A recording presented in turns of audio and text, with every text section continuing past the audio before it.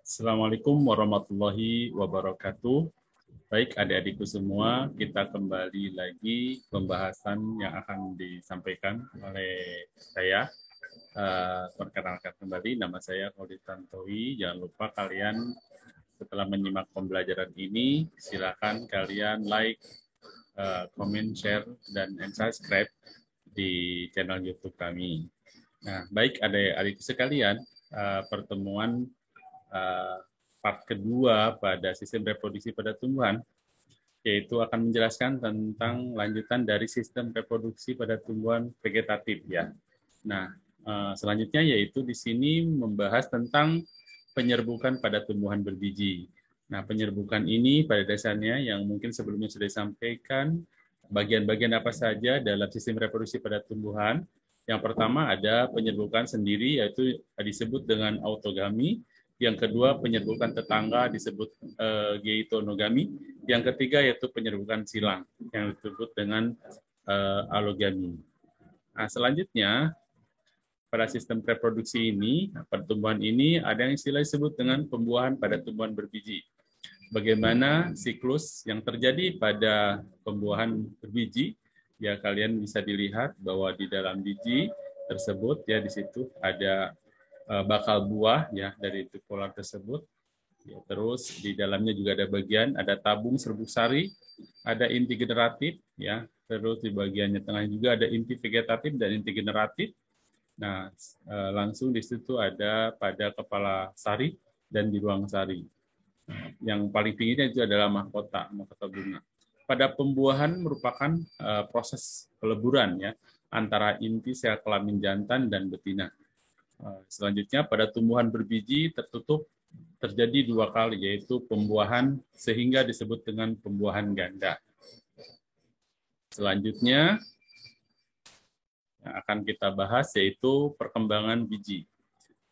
Pada perkembangan biji ini setelah terjadi pembuahan, bakal biji akan berkembang menjadi biji dan bakal buah berkembang menjadi buah. Nah, struktur biji bisa kalian simak di bagian A. Bagian-bagiannya yang pertama adalah bakal biji ini disebut dengan embrio. Bagian-bagian di dalamnya ada flumula, ada epikotil, ada bagian kotiledon, ada hipokotil dan radikula. Sedangkan bagian luarnya yaitu tesla atau kulit buah, testa ya, ada hilum, ada mikrofil. Yang bagian B atau bagian B ini bagian-bagiannya itu ada perikard, ada endosperma, kotiloden, kolikotil, flamula, radikula, dan koliriza. Baik adik-adik sekalian, pada struktur biji ini atau embrio dikelilingi oleh kotiloden dan endosperma yang merupakan persediaan makanan. Embrio dan persediaan makanannya terbungkus oleh selaput biji. Nah, selanjutnya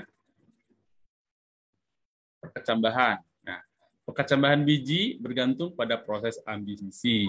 Ya, ambisi merupakan penyerapan air oleh biji sehingga biji mengembang, pemecahan kulit biji dan memicu perubahan metabolik pada embrio yang menyebabkan biji tersebut tumbuh. Jadi ada faktor dalam dan faktor luar yang menyebabkan pertumbuhan pada tumbuhan tersebut. Bisa ada adanya gen, ada hormon, ada kandungan air atau mineral, ada suhu. Itu adalah proses lain yang mengakibatkan pertumbuhan tersebut berpengaruh. Oke, selanjutnya adalah ada di sekalian, silakan diperhatikan. Ada pembahasan pada perkembangan sistem perkembangan atau reproduksi pada tumbuhan ini ada yang disebut dengan metagenesis. Apa itu metagenesis? Metagenesis adalah siklus hidup tumbuhan yang memperlihatkan suatu pergiliran keturunan. Ya, pergiliran keturunan ini meliputi fase gametofit dan fase sporofit. Ya, apa itu gametofit? Gametofit atau istilah lain dengan fase generatif merupakan tahap penghasilan gamet haploid. Ya, itu kan perkembangan biak itu ada generatif dan ada vegetatif. Nah, ini kita masuk ke tahap generatifnya, yaitu pada metagenesis. Yang kedua yaitu fase sporofit atau fase vegetatifnya, merupakan tahap menghasilkan spora. Itu gametofit menghasilkan gamet haploid yang akan menyatu membentuk zigot. Oke, adik-adikku sekalian, selanjutnya, nah ini adalah gambar contoh bagian-bagian atau siklus yang terjadi pada metagenesis tumbuhan. Dibagi dua metagenesis tumbuhan itu. Yang pertama adalah metagenesis lumut atau Bryophyta, yang kedua adalah metagenesis tumbuhan paku yaitu Pteridophyta. Kalian bisa dilihat siklus atau bagian-bagian yang bermula dari gamet muda, protonema, spora, kapsul, terus menjadi tumbuhan atau tumbuhan lumut. Begitu juga pada tumbuhan paku ya, dari mulai zigot, terus akan atelonium atau dengan telur, terus antheridium dengan sperma, itu yaitu menghasilkan rizoid, terus ada gametofit muda, terus spora, spora genom, terus dan ke sporopit dewasa atau tumbuhan paku. Nah, itulah yang kita bahas tentang bagian-bagian contoh pada metagenesis ya, adik-adik sekalian. Oke, selanjutnya, nah ini adalah faktor-faktor yang mempengaruhi pertumbuhan dan perkembangan tumbuhan. Sudah jelas ya, tumbuhan akan bagus terjadi pada dua faktor ya. Yang pertama adalah faktor internal. Faktor internal ini adalah faktor dari dalam tumbuhan sendiri. Yang kedua faktor eksternal, yaitu faktor dari luar. Nah, faktor dalam otomatis tumbuhan juga harus bagus dulu dong. Bahannya supaya kita, apa yang dihasilkan pada tumbuhan juga bagus. Ada dua faktor internal. Yang pertama yaitu faktor genetis, atau faktor gen, keturunan. Yang kedua adalah faktor hormon. Ya. Terus faktor eksternalnya adalah ada 4 ya, air dan mineral. Tumbuhan tanpa air tidak bisa hidup. Maka dari itu, adik-adik sekalian, air sangat penting, sangat mutlak. Sebagai bahan makanan juga, air dan mineral untuk tumbuhan.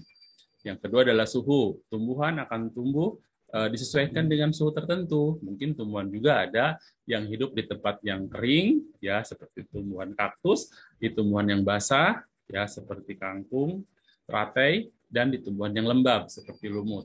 Ya. Yang ketiga, faktor eksternal adalah kelembaban. Yang terakhir adalah cahaya. Cahaya juga mempengaruhi terhadap faktor eksternal. Nah, itu ada di sekalian pembahasan yang meliputi tentang reproduksi pada tumbuhan. Setelah ini kita simak ya sebuah video mengenai sistem reproduksi pada tumbuhan tersebut. Ya, sekali lagi kalian bisa diperhatikan ya. Bagaimana video ini akan memperlihatkan atau mentontonkan salah satu bagian-bagian pada sistem reproduksi pada tumbuhan. Kan? Ya. Jangan lupa ya, ini channel kami. Jangan lupa like, comment, dan share, dan subscribe. Perhatikan.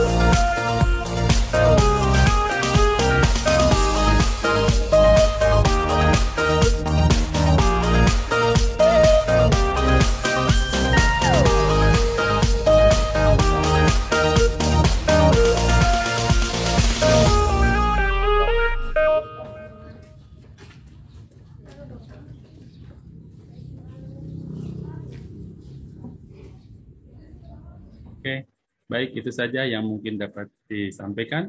Terima kasih atas tontonannya. Jangan lupa like, share, komen, dan subscribe. Salam, terima kasih. Assalamualaikum warahmatullahi wabarakatuh.